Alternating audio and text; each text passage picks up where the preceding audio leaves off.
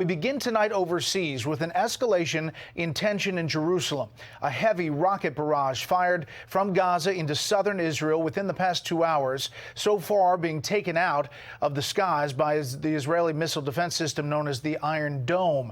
Attack and counterattack between the Israelis and Palestinians. Death tolls rising tonight. Foreign correspondent Trey Yingst has been in the middle of the fighting all day. Good evening, Trey. Brett, good evening. Those rockets continue to be fired into southern Israel at this moment, all along the Gaza Strip. Overhead, we can hear Israeli drones and fighter jets. Israel is preparing their retaliation against the factions there. Here's what led up to the events happening right now.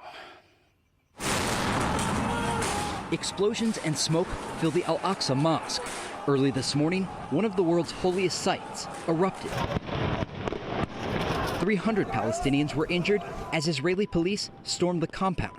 They are attacking human beings. They are attacking the holy places. It's against all international human laws. These barbarian, aggressive attacks on our holy places.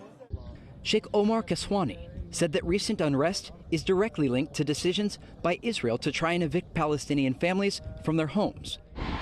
Monday marked Jerusalem Day, a national holiday that commemorates Israel taking over East Jerusalem in 1967.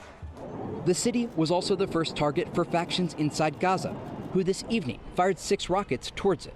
The barrage was the first of more than 100 rockets fired into Israel by Hamas and Islamic Jihad, who say they will support Palestinian resistance at all costs.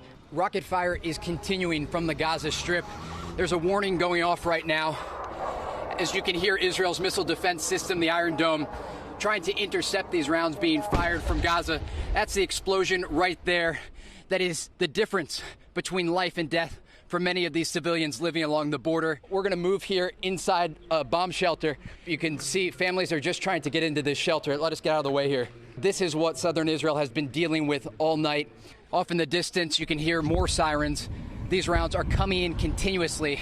We will not tolerate harm to our territory, to our capital, to our citizens, or to our soldiers. He who attacks us will pay a heavy price.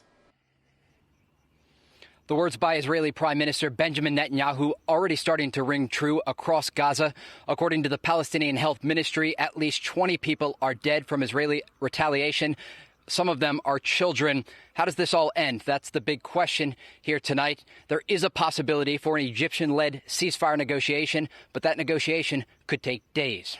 Brett. Seen this all before. Stay safe out there. Trey, thank you. Hey, Sean Hannity here. Hey, click here to subscribe to Fox News YouTube page and catch our hottest interviews and most compelling analysis. You will not get it anywhere else.